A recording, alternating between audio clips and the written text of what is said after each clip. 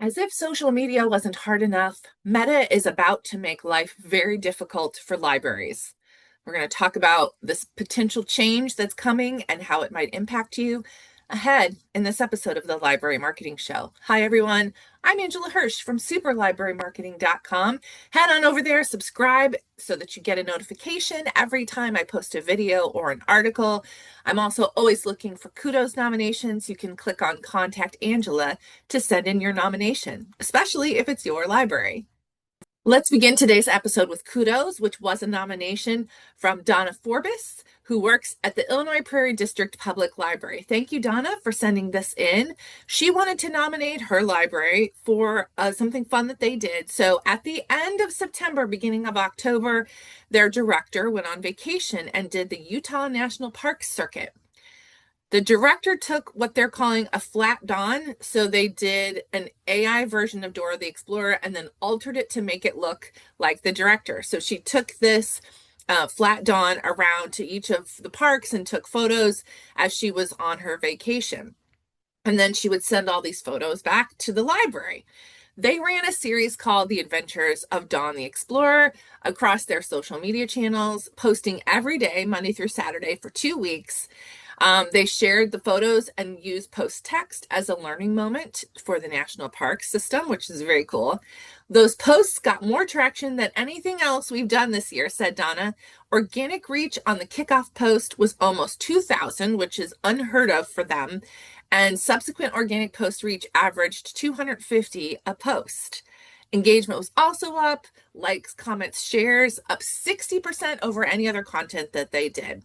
I'm going to share a link to this down below. Here's a little photo to share with you. I think this is a great opportunity, and it kind of goes to show you that not every great marketing feat that you do is planned. Sometimes it's kind of off the cuff, and you never know what's going to happen unless you experiment.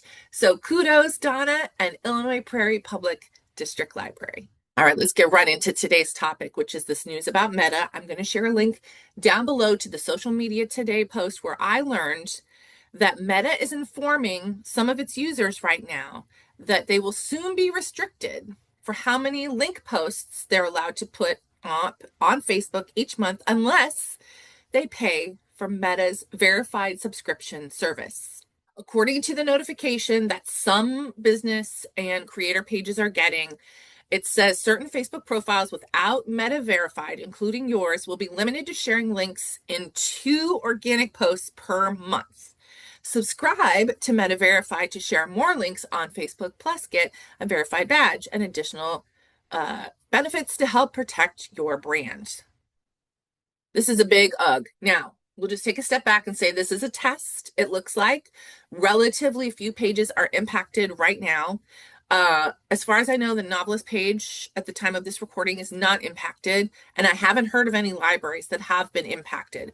But it does worry me that they're testing this because clearly they're going to see how the groups or the accounts that they're sending these notifications to, how are they going to react, and then what happens with their posting and how do they react with posting if they don't get that Meta verified subscription service. By the way, a Meta verified subscription service costs between $15 and $500 per month, depending on which package you choose, which is a lot of money for libraries. Even $15 a month is a lot of money for a lot of libraries. So I'm going to keep an eye on this. And if your library has gotten this notification, will you please let me know down in the comments? But basically, keep an eye on your organic reach. And this just kind of reinforces the fact that social media should not be our #1 place for engagement.